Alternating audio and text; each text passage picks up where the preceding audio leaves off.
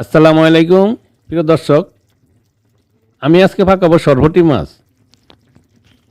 সরপুটি মাছটা কিন্তু খাইতে খুব মজা গরম গরম ভাতের সাথে।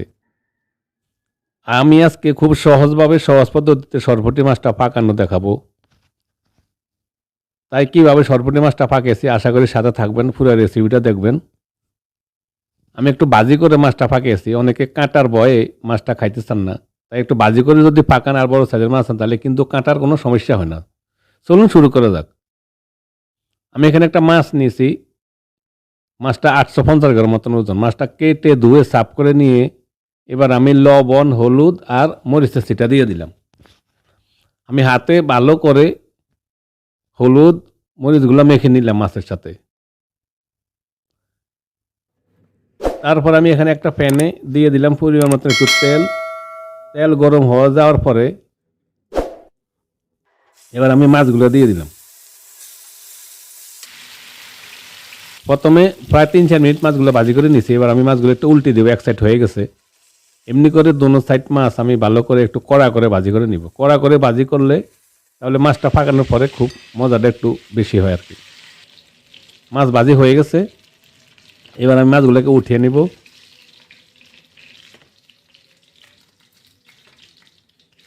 তারপর আমি দিয়ে দিলাম 2টা পেঁয়াজ আর 3টা কাঁচামরিচ। পেঁয়াজ আর কাঁচামরিচগুলোকে আমি লাল করে নিলাম, লাল হয়ে গেছে দেখুন। তারপর আমি দিয়ে দিলাম 1 চামচ রসুন আর 1 চামচ আদা।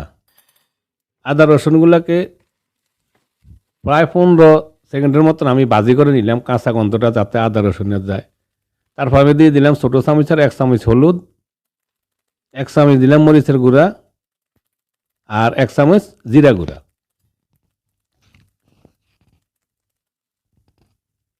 তারপর আমি একটু পানি দিয়ে দেব। পানি দিয়ে প্রায় 4-5 মিনিটের মতন মশলাগুলোকে আমি কষিয়ে নেব। মশলাগুলো কষানো হয়ে গেছে দেখুন, তেলটা আলাদা হয়ে গেছে আর পানিটা কমে গেছে। এবার আমি আবার একটু পানি দিয়ে দিলাম। তারপরে দিয়ে দিলাম পরিমাণ মতো একটু লবণ, মানে 1 চা চামচের মতো লবণ দিয়ে দিলাম। তারপরে পানিটা বলক আসে যাওয়ার পরে এবার আমি ভাজি করা মাছগুলো দিয়ে দিলাম।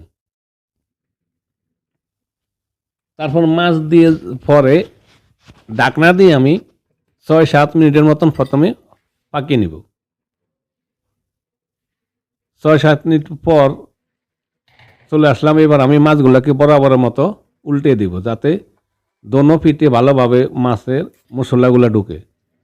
তারপরে দিয়ে দিলাম একটা টমেটো, পাতলা করে চিকেন করে কেটে নিয়েছি। টমেটোটা দিয়ে আমি আবার ঢাকনা দিয়ে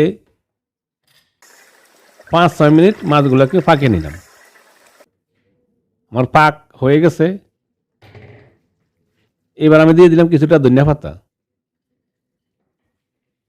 আজকের রেসিপিটা রেডি। সরপুটি মাছ ধনিয়া পাতা দিয়ে আবার একটু 2 মিনিটের জন্য ধনিয়া পাতা যাতে নরম হয় 2 মিনিট পাকিয়ে নিলাম। প্রিয় দর্শক, আশা করি রেসিপিটা আপনাদের পছন্দ হবে। সরপুটি মাছের রেসিপি আমি খুব সহজভাবে শর্টকাটে অল্প সময়তে আপনাদেরকে দেখেছি কীভাবে পাকিয়ে নেবেন মজা করে। আমি কাঁচামরিচ এবং লাল মরিচ দুটোটা দিয়েছি একটু জাল হওয়ার জন্য। প্রিয় দর্শক, যদি রেসিপিটা পছন্দ হয় তাহলে প্লিজ আমার চ্যানেলটা সাবস্ক্রাইব করে আমার সাথে থাকুন এবং একটা লাইক কমেন্ট করুন। দেখুন আমি একটা বাটিতে বাইরে নিছি প্লেটে। কালারটা কেমন একটা সুন্দর। কালারটা যেমন দেখতে সুন্দর, আপনাদের খাইতে মজা লাগবে। সবাই ভালো থাকুন, সুস্থ থাকুন। আল্লাহ হাফেজ।